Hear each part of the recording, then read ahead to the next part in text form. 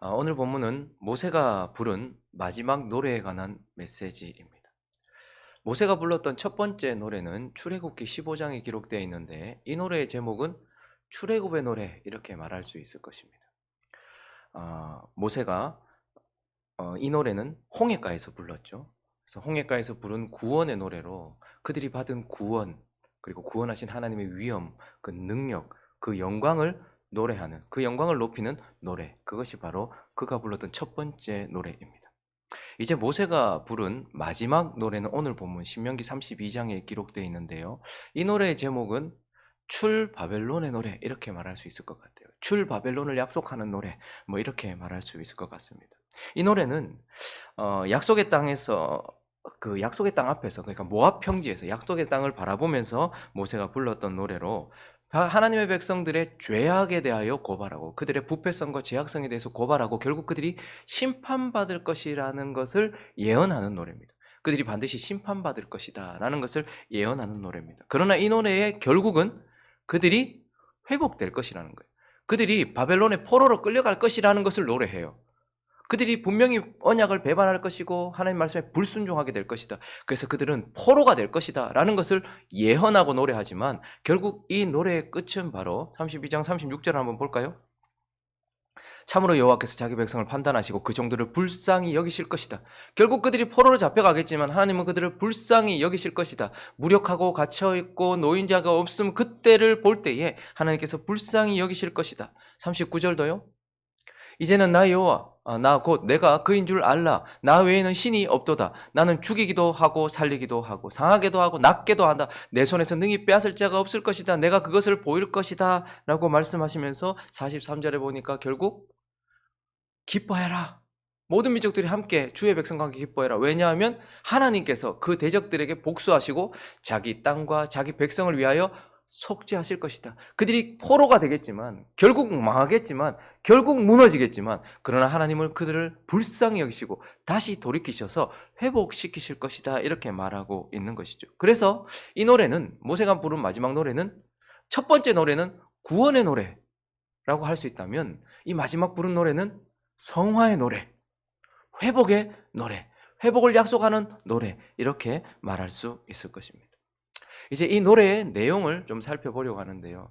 이 모세가 죽기 전 마지막 불렀던 이 노래는 부패하고 죄악된 백성의 어두움으로 시작하지 않고요. 이 노래는 하나님으로부터 시작을 해요. 거룩하고 밝고 우리를 사랑하시는 그 하나님으로부터 이 노래가 시작된다는 말이죠. 그래서 오늘은요. 이 노래를 시작하면서 모세가 죽기 직전까지 경험했던 하나님, 그가 지금 노래하고 있는 하나님이 어떤 분인지 그것을 살펴보려고 합니다. 한 세 가지로 나눠서 살펴보려고 하는데요. 그 첫 번째, 그가 죽기 직전까지 경험했던 하나님, 그래서 높이고 있는 그 하나님은 믿을 만한 반석이다. 이렇게 그가 노래하고 있습니다. 모세는 이 노래를 시작하면서 하나님을 반석에다가 바로 비유하고 있어요. 4절을 한번 볼까요? 그는 뭐다? 반석이시다. 그는 반석이시다. 그가 하신 일이 완전하고 그의 모든 길이 정의롭고 진실하고 거짓이 없으신 하나님이시니 공의로우시고 바르시도다. 그는 반석이시다. 거대한 바위시다. 믿을 만한 바위다. 이렇게 표현을 합니다. 모세는 지금까지 하나님을 경험하면서 그가 대부분 있었던 장소가 어디입니까? 광야거든요. 그러니까 다윗은 대부분 양을 쳤기 때문에 거기에서 경험했던 하나님을 노래해요. 그래서 목자, 푸른 풀밭 이런 이야기를 많이 해요. 그러나 모세는 광야에 있었고요. 그 광야 가운데서 반석은 그에게 그런 의미였습니다. 반석은 피난처였습니다. 광야를 지나가는 동안, 사막을 지나가는 동안 가장 힘든 때가 언제냐 하면 모래폭풍이 닥칠 때예요. 때도 알 수 없는 그 순간, 어느 순간 모래폭풍이 닥쳐서 도저히 앞을 볼 수도 없고 대대로 살아갈 수도 없는 상황이 펼쳐져요. 그런데 그때에 반석이 그것을 막아줍니다. 모래바람이 불 때에 반석에 숨어서 그 아래에서 피난처가 되어지는 것이죠. 그리고요, 그 광야 사막에 내리쬐는 그 장렬하는 태양, 그것에 그늘을 지어줄 수 있는 것도 반석밖에 없어요. 거기는 풀 한 폭이 제대로 나지 않는 곳이거든요. 그래서 모세가 경험했던 반석은 그를 지켜주는 피난처였던 것이고, 그가 삶을 살면서 하나님은 이렇게 우리 인생에 불어닥치는 모래바람 가운데서 우리를 지켜주시고 우리가 안전히 거할 수 있는 피난처가 되시며, 장렬하는 태양 가운데서 우리를 지켜주시고 우리를 보호해 주시는 반석이시다, 이렇게 말을 하고 있습니다. 피난처 되시는 하나님, 그것을 노래하고 있는 것이죠. 그리고 반석은요, 그들을 인도하기도 해요. 이정표가 되기도 하고 그들이 어디 서 있는지를 알기도 합니다. 사막을 지날 때에 가장 무서운 것이 뭐냐면 길을 잃는 겁니다. 저 같은 사람은 맨날 가는 길도 잘 잊어버리잖아요. 길치잖아요. 근데 사막에서 무서운 건 뭐냐면 이렇게 지형을 눈으로 확인하고서 걸어가면 반드시 헤매게 돼 있어요. 왜냐하면 저기 모래더미가 저기 있었지. 여기는 그러면 여기구나. 동쪽이구나. 뭐 서쪽이구나. 이렇게 안다 할지라도 사실은요, 모래바람이 불어가지고 바람이 불면요, 모래더미가 여기 있었던 것이 저기로 옮겨져요. 그러니까 믿을 수 없다는 거예요. 근데 반석은 어떻습니까? 항상 그 자리에 서 있어요. 그래서 그 반석을 보면서 이곳이, 그리고 내가 서 있는 이곳이 여기구나 하는 것을 알게 되고, 그 반석이 이정표가 되어준단 말입니다. 어떤 모래바람이나 믿을 만한 것이 못 되는 것을 지형을 눈으로 보면서 확인하면 반드시 광야에서 길을 잃게 되어 있습니다. 그러나 이 반석이 있었던 곳은 이 지점이다라는 것, 그래서 내가 여기 서 있다면 나는 여기에 있는 것이구나라는 것을 알 수 있도록 하는, 그들을 인도하는 것이 반석이었고, 그들이 어디에 있는지를 알게 하는 것이 반석이었단 말이죠. 생명이 걸려 있었던 것이죠. 그래서 모세는 자기를 지켜주는 피난처, 그 반석과 같은 분이 하나님이다. 그리고 나의 자리를 알게 하시며 나를 인도하시는 분이 반석 같은 하나님이다. 이렇게 이야기하고 있고, 특별히 모세와 이스라엘 백성들이 사막에서, 광야에서 경험했던 반석은요, 필요를 공급해 주던 것이었습니다. 오늘 13절을 한번 보시면요, 여호와께서 그가 땅의 높은 곳을 타고 다니게 하시며 밭에 소산을 먹게 하시며, 그런데 반석에서 꿀을, 굳은 반석에서 기름을 빨게 하셨다라고 말하고 있어요. 항상 그들은 반석에서 목마를 때 물을 마셨습니다.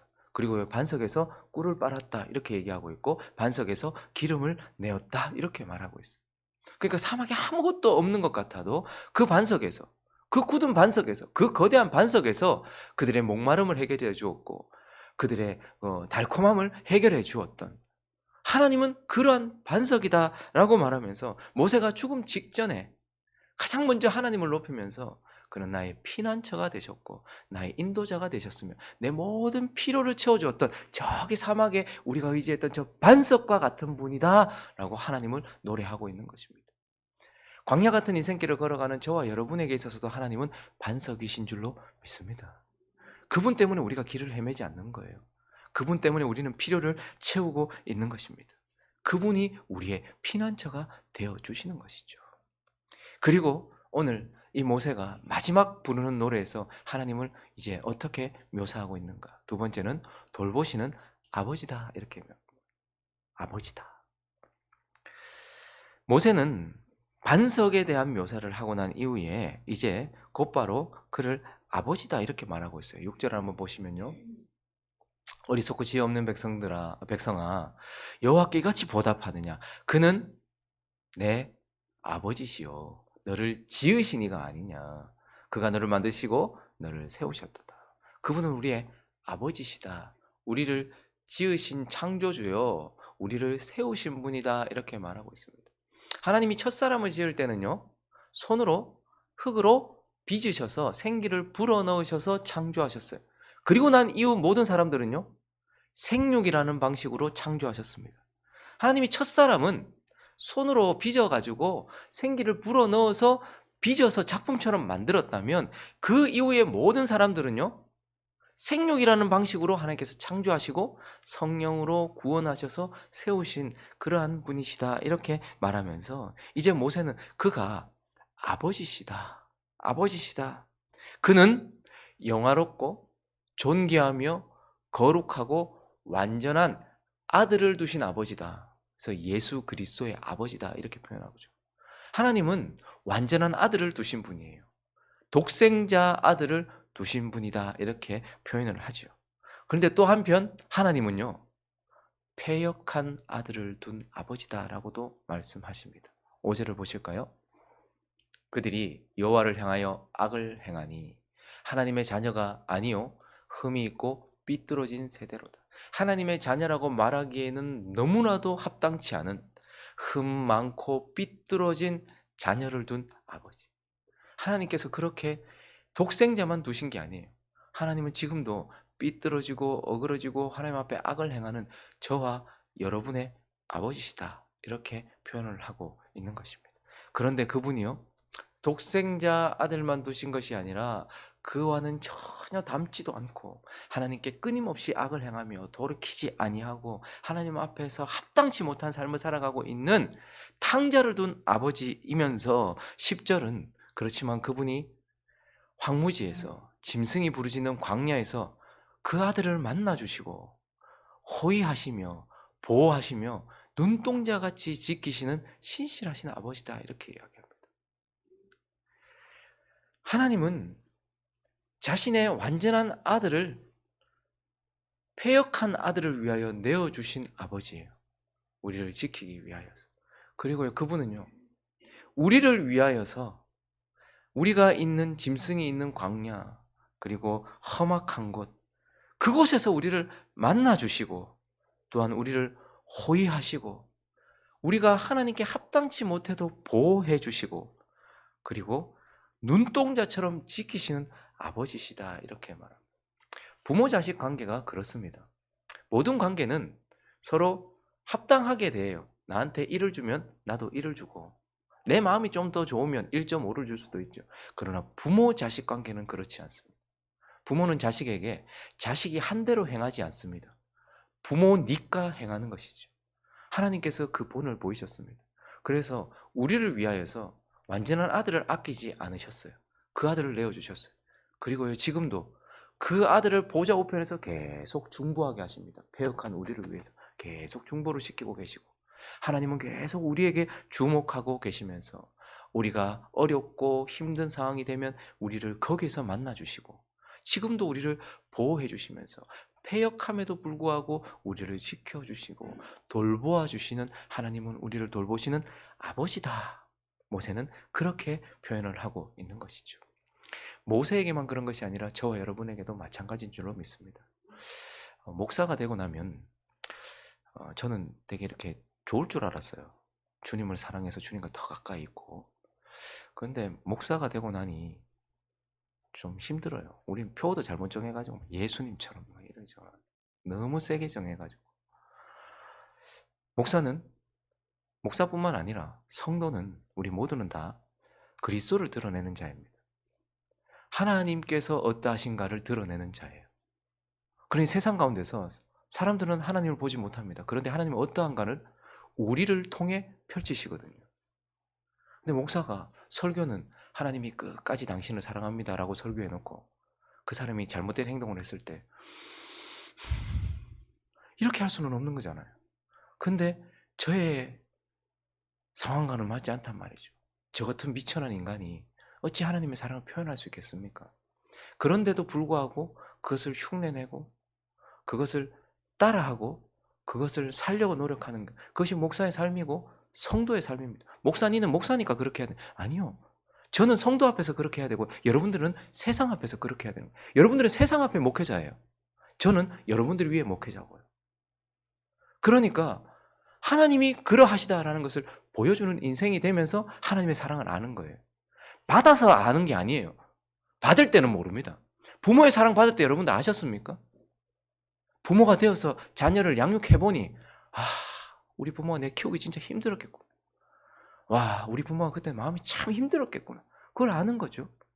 마찬가지로 하나님이 우리를 돌보시는 아버지라는 것을 모세가 이렇게 노래할 수 있었던 이유는 모세가 하나님 백성들이 이렇게 돌봐봤거든요. 미칠 것 같았겠죠.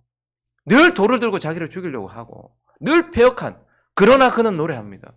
하나님은 우리를 돌보시는 아버지시다 라고 이야기를 하고 있고 저와 여러분에게도 마찬가지인 줄로 믿습니다. 오늘 모세가 또한 죽기 직전 부른 노래를 통하여서 말하는 또한 하나님은 어떤 분인가, 피난처도 되시고 우리를 돌보시는 아버지시지만 마지막으로 양육하는 독수리 같은 분이다 라고 말하고 있습니다. 우리는 하나님이 우리를 돌봐주시는 것만 좋아해요. 그래서 나를 편안하게 해주셨으면 좋겠어요. 그래서 나 구원받은 백성이고 죽으면 천국 갈 거고, 그리고 지금도 하나님 나와 함께 하시니까 그냥 나를 편안하게 하나님께서 그냥 나를 그냥 업어서 그냥 나를 천국까지 데리고 가시면 좋겠다라고 생각을 합니다. 돌보시는 아버지까지는 은혜가 돼요. 그런데요, 모세는 여기서 노래를 그치지 않습니다. 11절을 볼까요? 12절까지 읽어주십시오. 시작.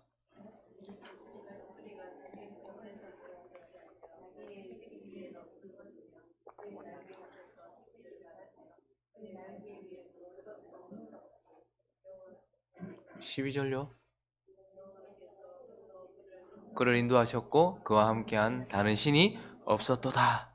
모세는 이제 하나님이 어떠한 분인가에 대해서 노래하면서 그를 독수리에 비유하고 있어요. 가장 멀리 보고 가장 높이 나는 독수리. 그런데 그 독수리가 뭐 어떻게 한다고 말합니까? 오늘 11절을 다시 한번 볼까요? 자기 보금자리를 어지럽힌대. 저 높은 곳에 둥지를 틀고 거기에는 독수리의 새끼들이 있습니다. 그런데 그 독수리가요, 새끼들을 편안하게 그냥 뭐 먹을 거 물어주고 이렇게 표현되지 않아요. 독수리는 그 보금자리를 어지럽혀요. 날개를 쳐서 바람을 일으키고 쳐서 새끼들을 어떻게 해요? 가만히 두지 않습니다. 떨어뜨려요. 그 높은 곳에서 떨어뜨려요. 그럼 새끼들은 어떻게 하죠? 놀래가지고 날개짓을 하겠죠. 그런데 납니까 못 납니까? 힘쓰면 뭐 어떻게든지 뭐 하겠죠. 끊임없이. 왜 그리스도인이 되고 나서 우리는 더 힘드노? 왜 우리는 예수 믿고 나서 점점 더 마음이 막 힘들고 막 그냥 뭐야 아니야 막 왜 이러노? 마음의 평안만 있고 막 주변의 상황은 어렵고 왜 이러노? 기도도 뭐 아무것도 염려하지 말고 오직 모든 일에 기도와 간구로 내 구할 것을 감사함으로 하나님께 하라. 그리하면 하나님이 모든 상황을 다 아름답게 해주시고 이래 얘기하지 않고 그리하면 모든 지각에 뛰어나신 하나님의 평강이 그리스도 예수 안에서 네 마음과 생각을 지키지. 아이 내 상황을 좀 바꿔달라니까. 내 마음과 생각을 지키고 상황은 막 엉망진창. 왜 이러노? 우리가 독수리이기 때문에 그렇습니다. 우리가 하나님의 자녀이기 때문에 그렇습니다. 그래서 하나님은요, 우리를 편안하게 하시는 게 목적이 아니에요. 우리를 그분 닮게 하시는 것이 목적입니다. 우리를 성장시키는 것이 목적이고 성숙시키는 것이 목적이란 말입니다. 그래서요, 우리의 보금자리를 끊임없이 어지럽히는, 우리의 보금자리를 어지럽히는 건 그 사람이 아니에요. 자꾸 사람한테, 그 환경이 아니에요. 하나님이 그렇게 하고 계시는 거예요. 왜요? 우리가 독수리이기 때문에. 날게 하시려고, 그분처럼 멀리 보게 하시려고, 그분처럼 높게 날게 하시려고 그렇게 하신다는 거예요. 그런데 11절을 다시 한번 보세요. 어지럽히시기만 하는 게 아니에요. 어지럽게 했어요. 그리고 어떻게 합니까? 자기의 새끼 위에 너풀거린다. 저기 너풀거린다는 단어가요, 창세기에는요, 성령이 수면 위에 운행하신다, 이 단어와 같은 단어예요. 그러니까 하나님은 우리를 훈련시키고 양육시키기 위하여서 우리의 보금자리를 어지럽히시지만 그러나 우리 위에서 우리를 살피고 계세요. 그러니까 그분의 훈련은 우리가 감당도 못하는데 우리와 상관없이 막 펼쳐지는 게 아니란 말이에요. 비인격적으로 펼쳐지는 게 아니란 말이에요. 독수리가 위에서 보고 있다가 자기 새끼가 어떠한 상태가 있는가를 살피고 있다고 말하고 있어요.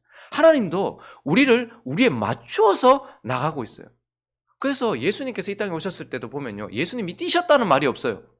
항상 거니셨다, 이렇게 우리가 볼 수 있도록, 우리가 동행하도록 그분은 우리에게 맞추어서 일하고 계십니다. 우리를 훈련시킬 때도 지금 그 때가 되었기 때문에 하나님께서 그렇게 하고 계시는 거예요. 우리 위에서 운행하고 계세요. 우리를 통제하고 계시고 우리를 통치하고 계시는 하나님이다, 이렇게 이야기를 하고 있습니다. 그리고 11절을 보시면요, 그의 날개를 펴서요, 새끼를 받아서 그의 날개 위에 그것을 업어버린다, 이렇게 얘기합니다. 우리는 그냥 처음부터 업고 가면 좋겠죠. 그런데요, 하나님은 그렇게 하지 않아요. 우리 위에 너풀거리시다가 어떤 독수리 새끼도 땅에 떨어져 죽었다는 이야기는 없어요. 왜요? 어미가 없기 때문에 그렇습니다. 독수리는 반드시 날게 되어 있어요. 날개짓을 훈련하기 때문에. 그리고 떨어질 때가 되거나 아직까지 날지 못하면요, 위에서 너풀거리다가 탁 낚아채요. 그래서 다시 보금자리에 올려서 좀 쉬게 합니다.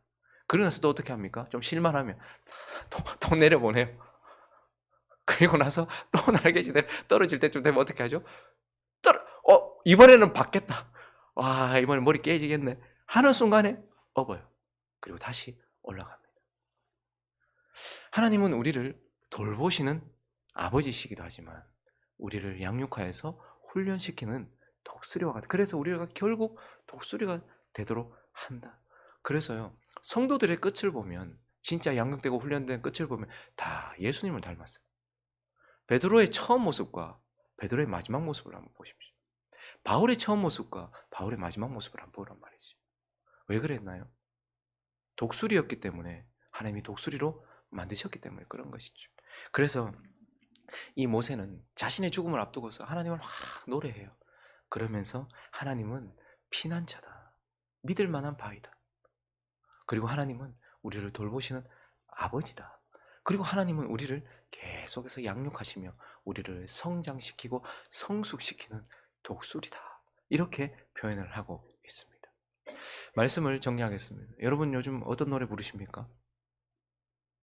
무엇을 노래하십니까? 노래 안에는 뭐가 담겨 있거든요.